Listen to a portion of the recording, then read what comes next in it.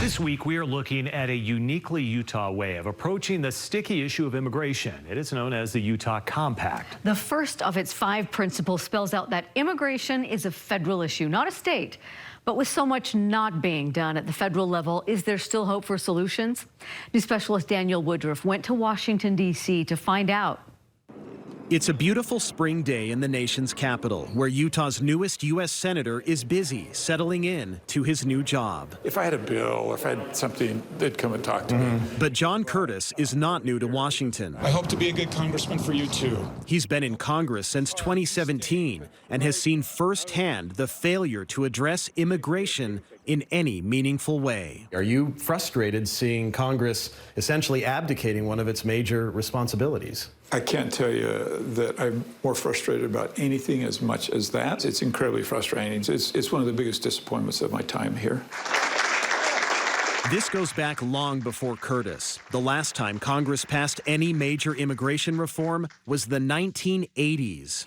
Since then, there have been many ideas about how to fix the system, some of which Curtis supports. But right now, there's huge criticism. Anytime you put your name on a bill, people will find something wrong with it, and I'm telling you, they come and they want to whack your head off.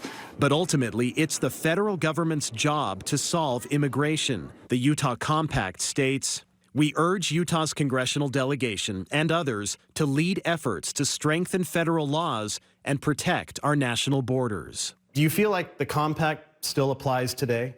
I do. I love the Utah Compact because it hits all the key points. All 4 House members from Utah tell me that document is still relevant. I think the most relevant part of the compact is that it recognizes that it's a federal concern. We need to work on a legal immigration process, and that's a lot of what the Utah Compact talks about is economic incentives and treating people as humans. The compact calls for policies that keep families together, respect the rule of law, and maintain Utah's welcoming and business-friendly reputation. I think the Utah model, the Utah way, would be a good place to have part of that conversation. But actually fixing the country's immigration system hasn't happened. Utah's newest member of Congress, Representative Mike Kennedy, thinks that's unfortunate. We need a coalition of willing people able to think clearly about a really complicated issue, not continue to use it for political fundraising as a political football.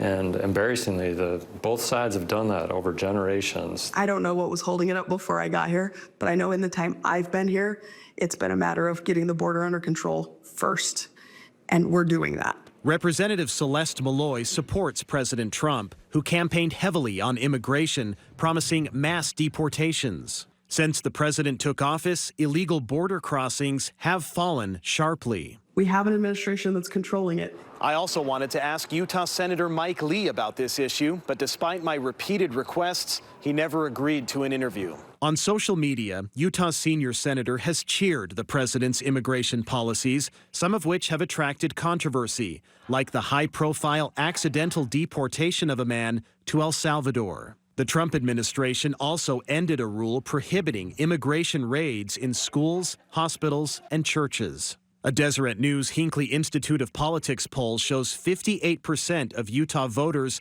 oppose allowing ICE to enter schools. Utahns also oppose raids on hospitals and especially places of worship. The Trump administration is heavily focused right now on identifying folks that are here illegally but have committed crimes. That's why Representative Blake Moore and Representative Burgess Owens both feel undocumented immigrants who don't fall in that category shouldn't worry. I don't think that people should be concerned about someone coming peacefully to a church and somebody coming after them. We don't have the resources for that. I don't think we have the desire to do that. With President Trump still newly in office, no one in Utah's all-Republican delegation is jumping to criticize his moves on immigration. I think it's too soon to start saying what's working and what's not. Let's watch the process play out a little bit. Still, can the complex issues surrounding immigration ever be fixed? I am hopeful. I'm hopeful because I believe in the steps that we're taking right now to make sure we're getting the border under control. And this is a hard thing, and we need to find a solution. As for Curtis, he has a much bigger voice now in the Senate than he did in the House. I know you're still, I guess, a freshman senator. We're sitting here in my temporary office. We're in the basement. We're in the basement, yeah. Based on your seniority. Yeah.